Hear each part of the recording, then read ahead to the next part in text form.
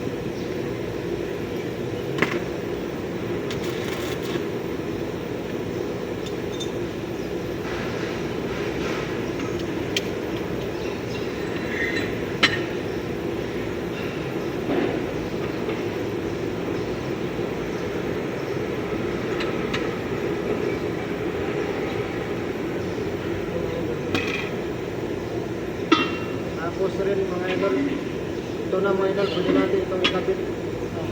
Salamat sa panonood. Dito, idol,